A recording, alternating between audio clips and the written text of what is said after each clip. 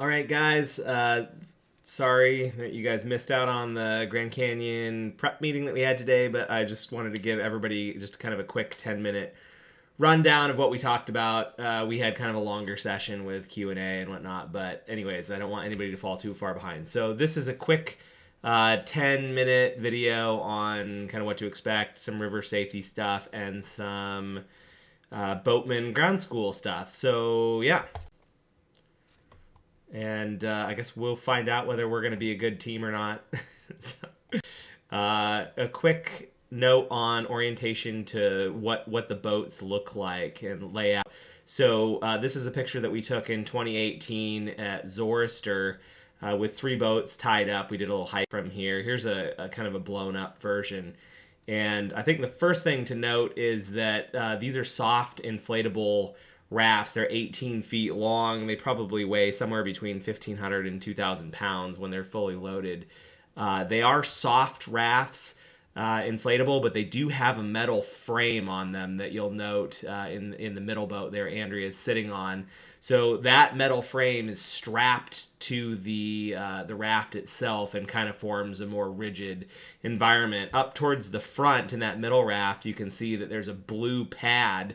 That's kind of for sitting on, but below that is actually a hatch that opens up, and there's a number of ammo cans that contain our food that will be stacked one under another, over another, and side by side by side. There's actually a hatch in the back right below, or rather behind Andrea there, sitting in the raft. She's actually sitting on a cooler. Each boat has a cooler, and we will it's arranged such that one cooler is opened for the first couple days while all the others remain shut, and then once that one is depleted, then we open the next one. But again, we try to limit the number of times that the other coolers are opened just because it'll burn ice. On either side of Andrea, there are little dry boxes. The boats will be broken up into different kind of genres. So one boat will have all the kitchen stuff, another boat will have all the breakfast stuff, yet another boat will be the lunch boat, and there's a groover boat, or it's kind of the poop boat, I guess. So in total, we'll have 6 18-foot rafts with anywhere between 2 and 3 people per raft. A quick note on river safety. So Grand Canyon is really big water. It's very unlike other river systems in the U.S. Typical river safety and ratings for rivers is on a scale of 1 to 5. Class 1 being just flat water, and Class 5 being highly technical whitewater. Grand Canyon, because of the tremendous catchment basin of the Colorado Plateau above it, has so much water that the hydrology just doesn't really fall into those classifications. So the river in Grand Canyon is on a 1 to 10 scale, and it interestingly lacks a number of the hazards that you typically associate with rivers up in Alaska or the Pacific Northwest. We'll talk about those. Here's a picture from 2018. You can see that there's some very big water in Grand Canyon, but that being said, 90% of Grand Canyon is flat water. So 90% of the 226 miles that we are going to do are going to look like this. So it's 20 or 30 seconds of pure excitement and intense whitewater, followed by huge recovery time periods where you just have flat water, which is actually, it's called drop-in pool, and it's actually a very safe place to raft because it allows you to essentially pick up the pieces if boats were to be flipped over. But like any other river, the river safety is going to start with the life jackets, and the life jackets in Grand Canyon are different, much like the hydrology is different, because the river has so much water and is so powerful. The life jackets are typically higher flotation than standard life jackets for other whitewater rafting. SEBA, our outfitter, will provide life jackets. If you want to bring your own, please let me know, because the U.S. Coast Guard is very particular about the ratings of what's acceptable, and the National Park Service only allows certain life jackets to be used within Grand Canyon. They will at the top, at the put in at least very talk to us about life jackets. They emphasize making sure they're super tight, which in itself seems rather mundane, although they'll tell us stories about people that have actually had life jackets literally stripped off of them due to the big water nature of Grand Canyon. So, very important not to have loose life jackets. Incredibly important to make sure that A, they're high flotation life jackets, and B, that they are very, very tight as not to be stripped off. The next most important thing that I think is worth discussing is that everybody should have a helmet. And this is less about hitting rocks and more about hitting something like the boat or an oar coming up and hitting you in the head. So everybody make sure that you have a helmet. In 2018, we used rock helmets that were compatible with canyoneering. Nowadays, they kind of make hybrid helmets that are kind of like more like a bicycle helmet in that they're foam, but they're also more shaped like a rock helmet for climbing or canyoneering or what it may be. So alternatively, you can rent a river helmet from Seba if you prefer. River helmets are a little bit different. Honestly, if I were you, I'd probably just use a rock helmet, but I think it's $1 a day or something from Seba. But anyways, let's talk about defensive swimming. You can see the first picture of the gentleman there is really a defensive swimming technique. So he is on his back, his feet are downriver, and he's looking and evaluating for obstacles and rapids. The second picture, unfortunately, he's chosen to try to stand up in shallow water. And what can happen is that you can actually get your foot jammed in rocks that are below the water line. And this is incredibly dangerous. As you can see in the second and third picture of the gentleman, he gets pushed over outright, and you can drown that way. It's a really not great way to go. So foot entrapment's a big thing.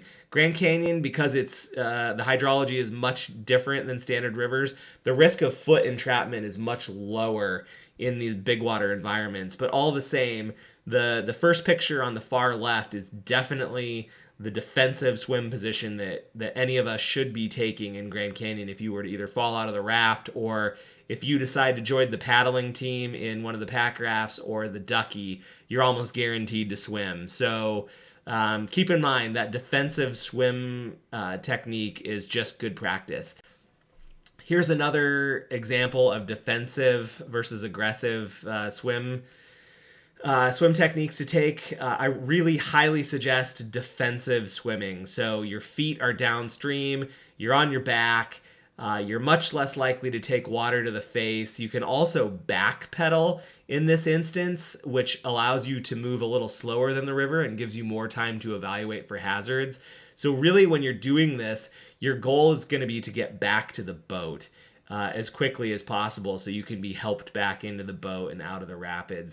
In all reality, you're probably going to end up, spending the 20 or 30 seconds that it's going to take to finish the rapid while swimming, and then we can pick up the pieces in the pool below the rapid. But anyways, the take home here is the defensive swim posture on your back.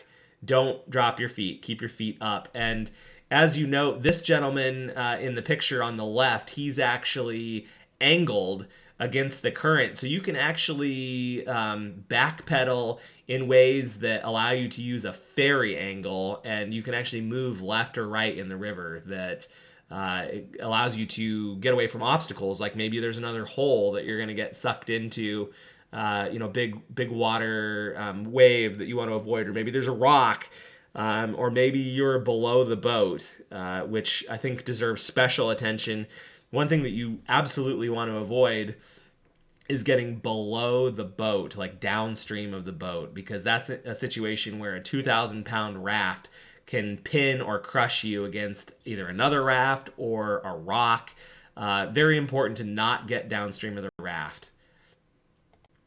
So here's an example, again, of that ferry angle. So if you're swimming, you're taking defensive swim technique, you're on your back, your feet are downstream, and you're using a backpedaling motion with your arms to be able to slow yourself in the current, evaluate for obstacles, but also to physically avoid them by going left or right around them.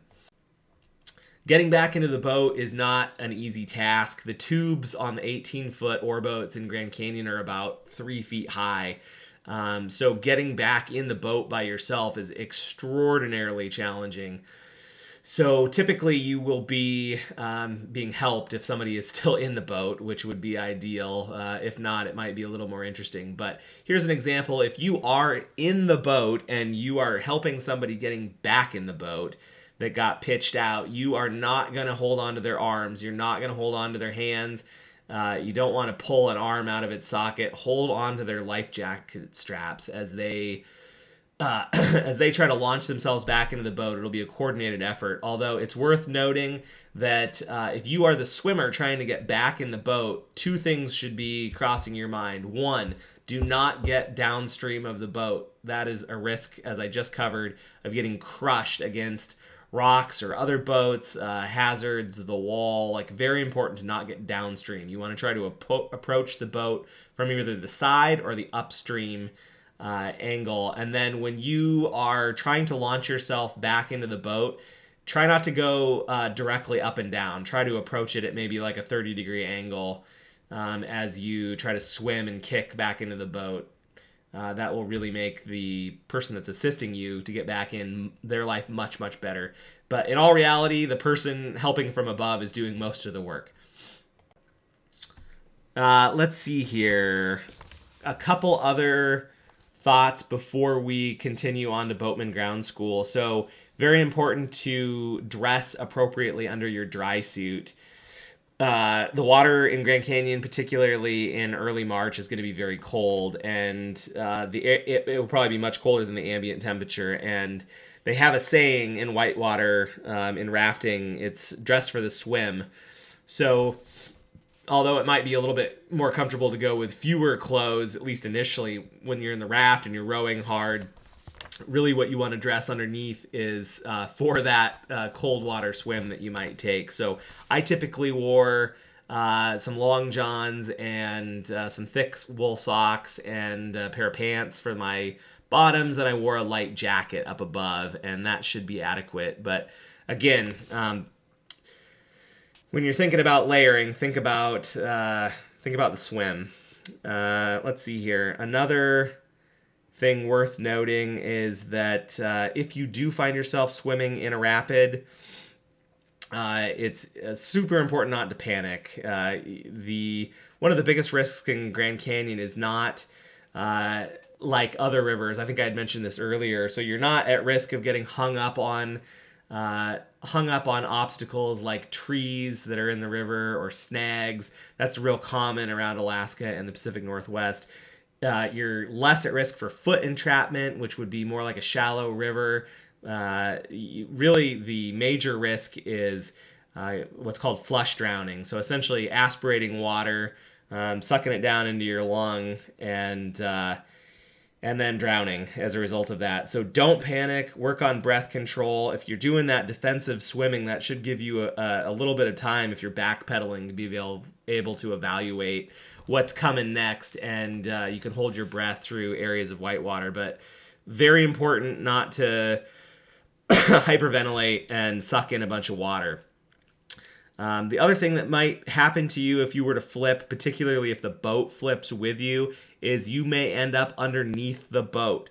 So don't panic. You're going to use your hands to walk to the edge of the boat while you're underwater so that you can get out from underneath it. This happens. It's not particularly common. It could happen to you. I think it emphasizes why we should all be wearing helmets of some sort, because the boat could flip over onto you. Let's see here. Other thoughts.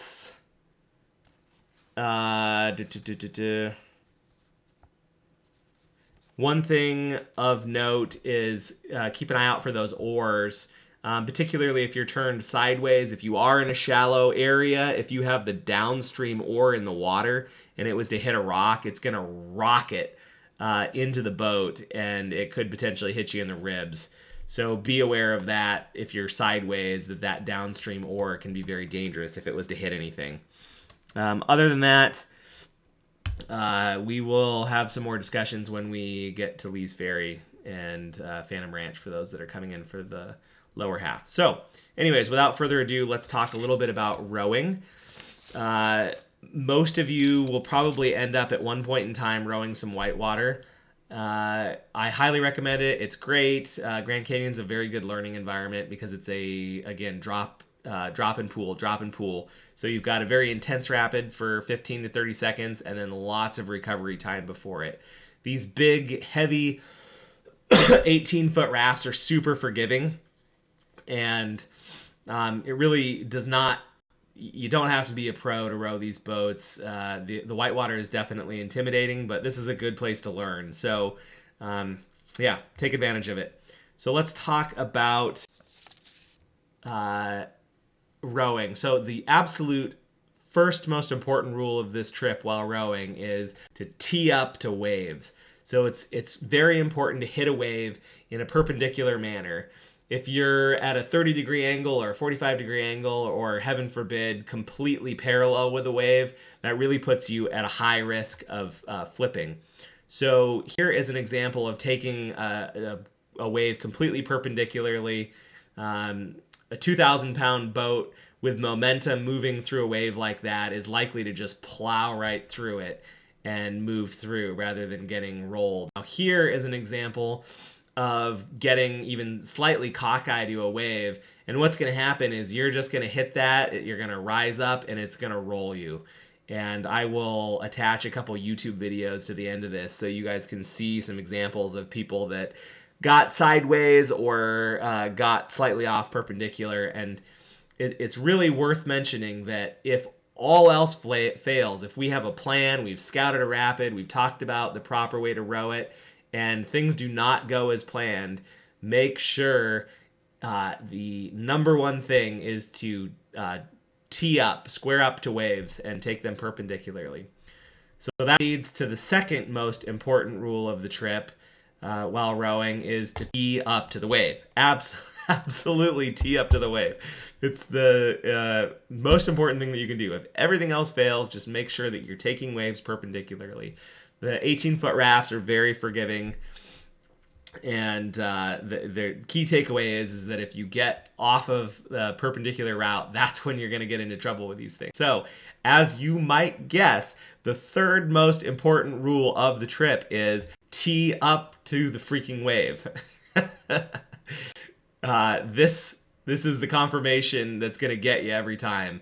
If you come into a big hole and you're lined up inappropriately, if you can't turn to get perpendicular to it, this will roll your raft every time.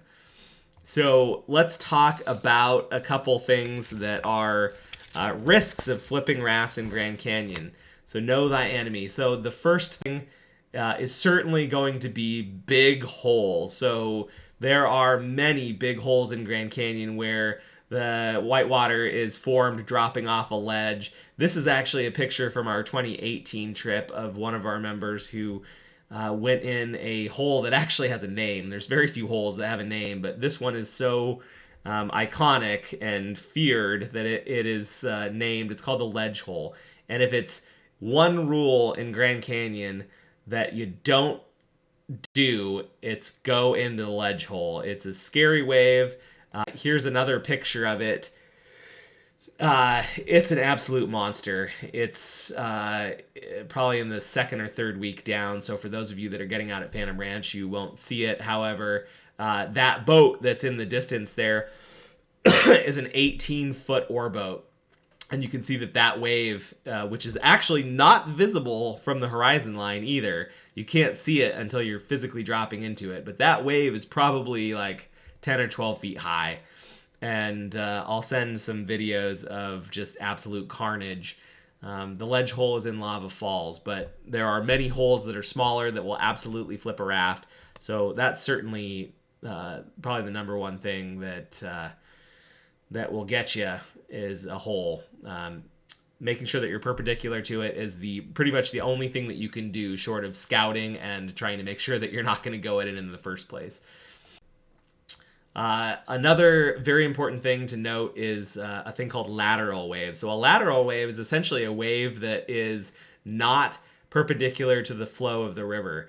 So these are actually pretty common and happen when the river flow backs up against a wall, or there's underwater features that form kind of a 30 or 45 degree wave. And you can be coming down the river parallel to the flow of the river and hit one of these lateral waves, and essentially it's as if you hadn't squared up to it. You hadn't teed up to the wave. So these waves, you can very temporarily turn to be perpendicular to them, which will again put you out of sync with the flow of the river. But it's important to turn and become perpendicular to these waves, tee up to them before you hit them, and then you can immediately turn back after you've passed through that wave, and then prepare for the next wave that may be square with the river, it may not be. But anyways, lateral waves, very important. We'll definitely see these. Another thing that happens pretty commonly is people get maybe they lose one oar temporarily, and they get sideways to the river, or they're just not thinking, or they're trying to row away from an obstacle and they get sideways and they go into a hole and they get bowled over. So this will happen. Tee up to waves. I can't emphasize it enough. It's very important to take things perpendicularly because you're going to roll otherwise. Another hazard in Grand Canyon that it's actually known for is powerful eddies. So eddies are formed on the side of the river, particularly just below rapids. And it's a huge whirlpool. They can actually be very grabby because they are flowing almost counter current to the main channel of the river. So you can be going through them and then suddenly get sucked and the boat will lurch into it. Sometimes it'll actually bring one side of the boat up as it sucks the other down. So staying away from those is pretty important. And then, of course, if you get sucked into one, hold on tight because it's going to be a ride. So we'll definitely see these, and we can talk more about them on the river, but they are decidedly a hazard that's known in Grand Canyon. Like, Grand Canyon is known for powerful eddies. So strategies for having a clean run, certainly worth the talk. So let's see here. Scouting. The number one way that we can make sure that we have clean runs is to look at rapids before we go through them and identify risks. So looking at holes, looking for laterals, looking for obstacles like rocks, coming up with a plan ahead of time. We'll probably do these for the larger rapids in Grand Canyon and come up with a plan and talk about it. And after that, it'll be a big game of follow the leader with our 6 boats going through, trying to mimic or don't do what the first boats did, depending on the situation. Here's a picture of scouting Lava Falls. You can see that there's actually a trail because this one is almost every group scouts Lava Falls. Because you can see that ledge hole there in the middle.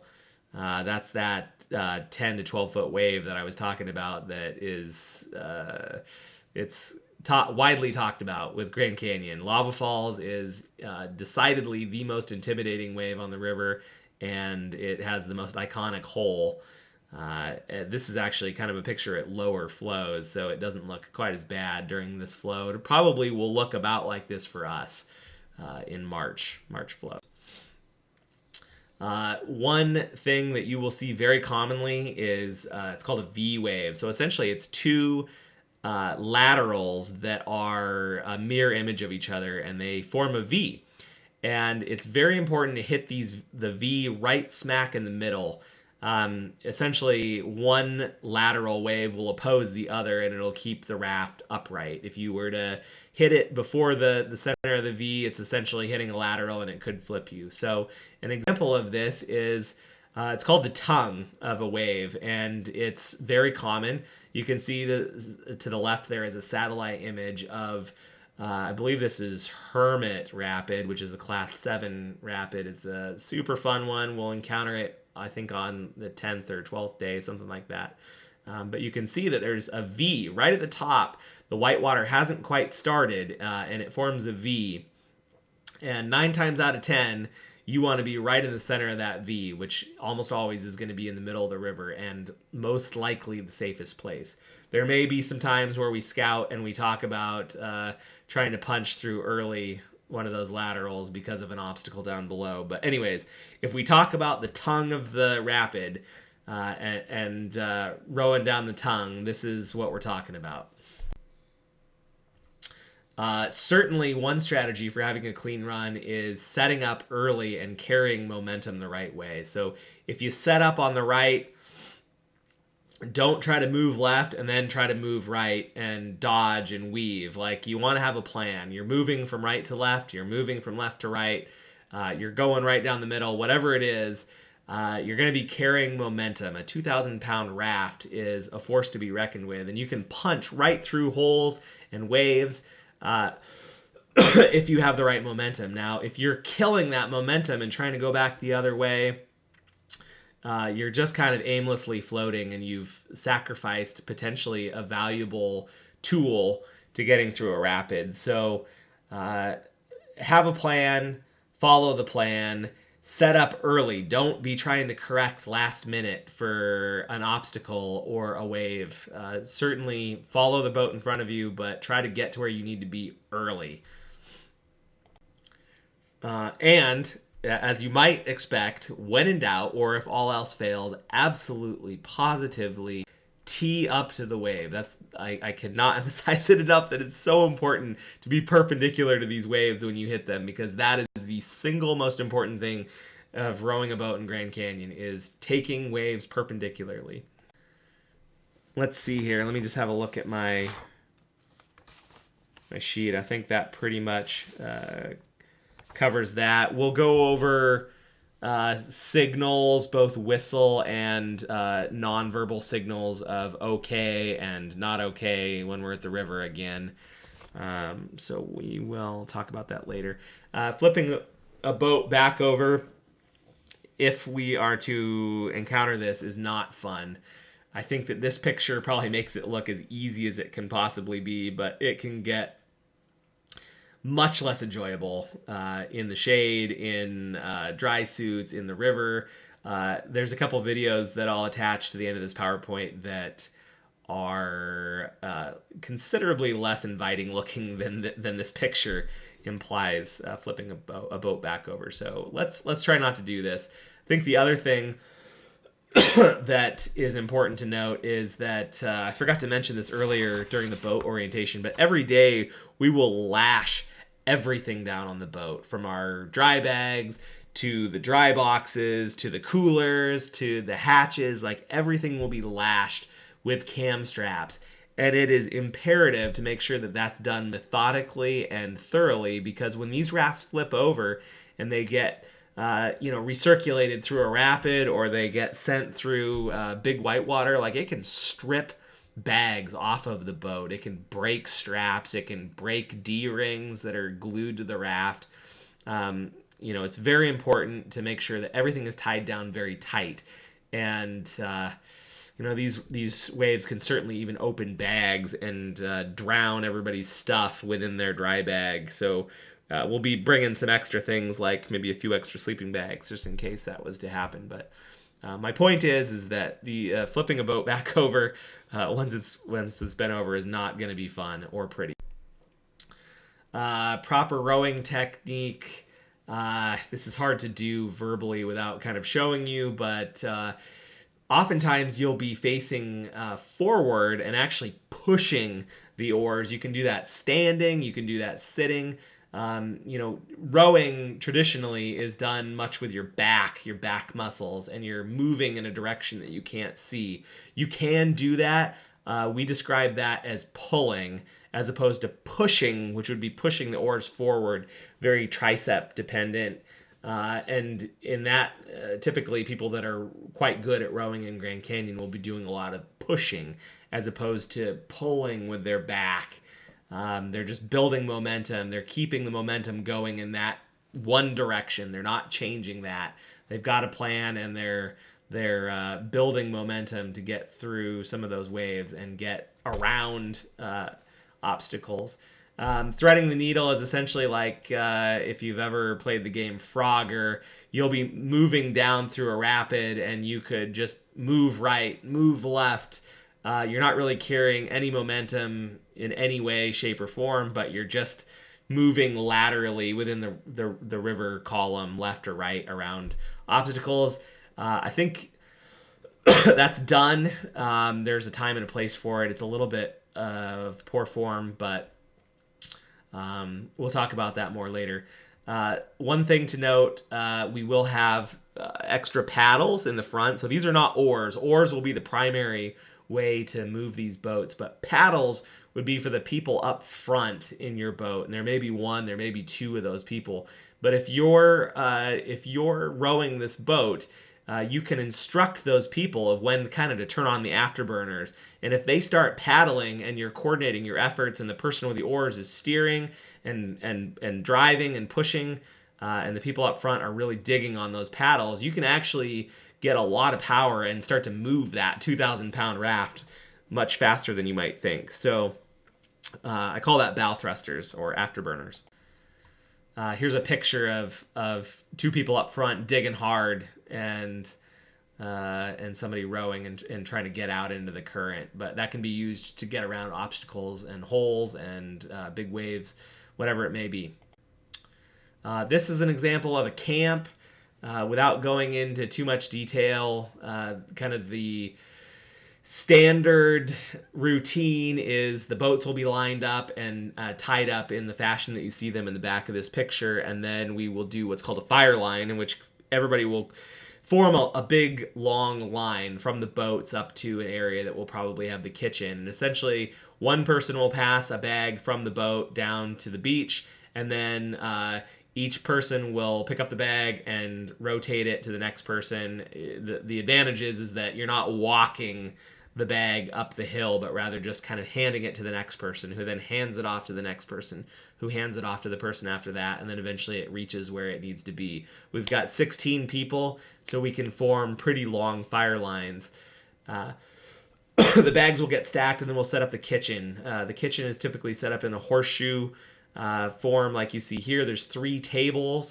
Underneath the tables there's mats. Those mats are designed to catch food that may be dropped. The camps that we will stay at, typically somebody has stayed there the night before, and the night before that, and probably the night before that.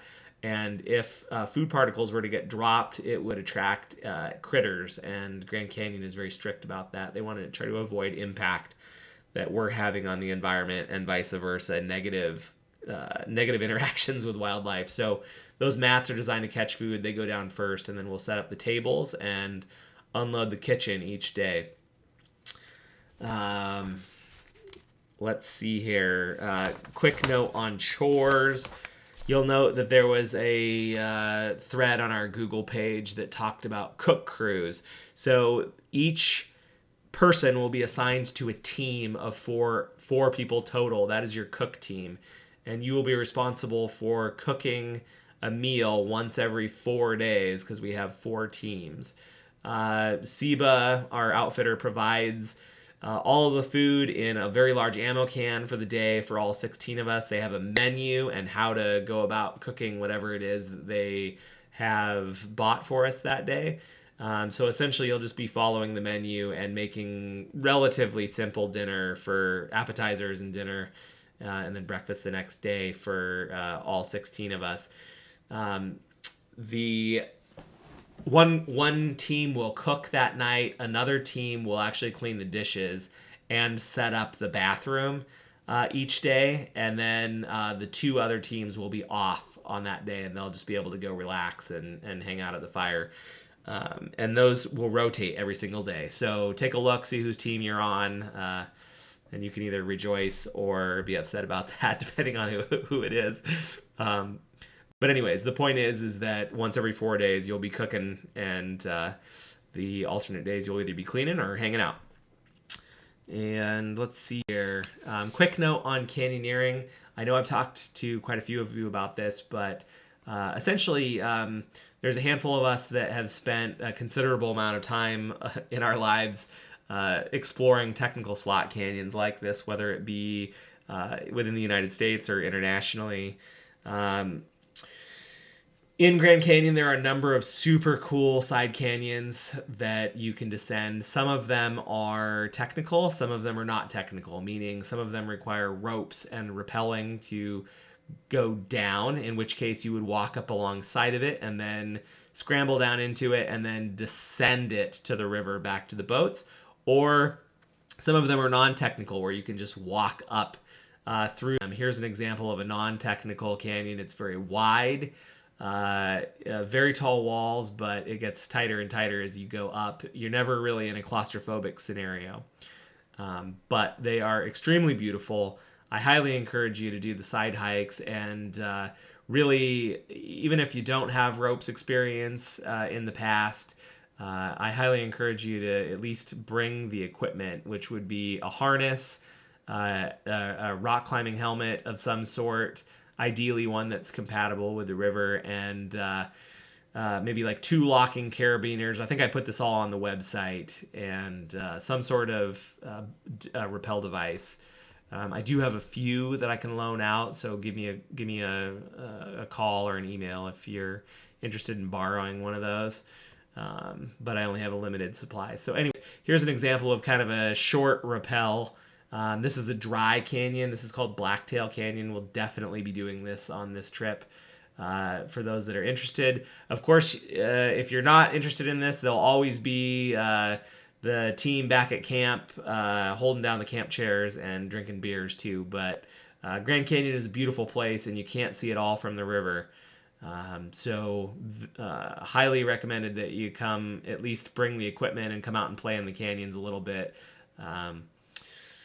Yeah, it's a beautiful place, and very few river trips ever get to see these slot canyons to the extent that we will. So again, the capability and the skills of some of us will be able to carry us through these canyons. So as long as you're not afraid of heights, this would be a good fit. It'll be a lot of fun.